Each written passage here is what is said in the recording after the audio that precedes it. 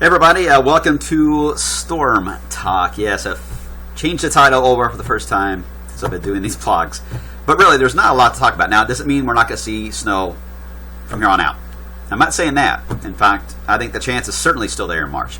But there's not enough to really go through a long discussion on. I think thunderstorms will become more and more the headline on a weekly basis from here on out. This morning, fog has been our biggest issue. Everyone knows about that. Our next system is already taking shape. In fact, there's two of them.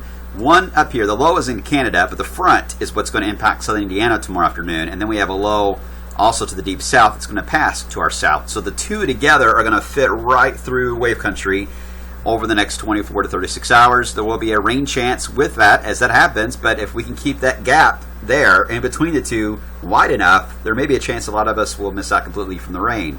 That does mean that Indiana, you have a higher chance with the wave to the north for you guys for tomorrow afternoon.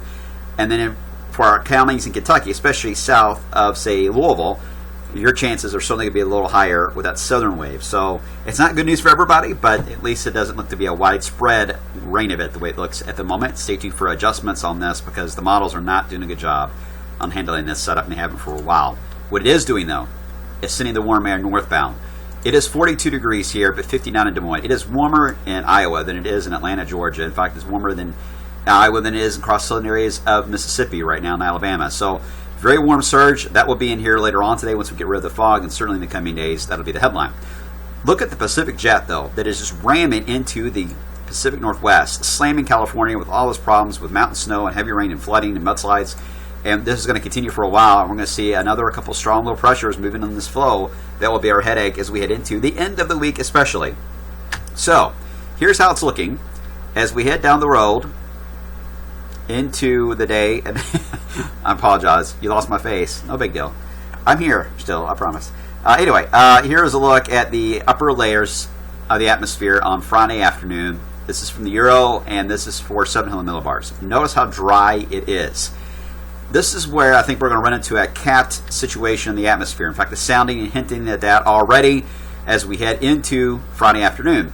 Because of that capped potential, the thunderstorms may not initiate Friday afternoon.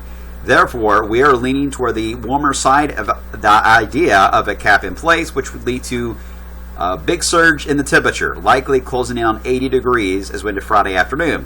But then as we into Friday night, we see then the cap beginning to break, and we get results of that shown up here at 700 millibars as we into Friday night, and you see the bands here of thunderstorms that will likely develop. In fact, the Futurecast radar from the Euro showing these bands of thunderstorms, notice a little more pronounced in portions of Indiana and Ohio, but certainly potential is there for these bands of thunderstorms to develop. What we got to watch for is a couple of things. One, some supercells may initiate in this area. I think Indiana, East Central Indiana and Ohio, to me, stands at bigger risk at a tornado potential.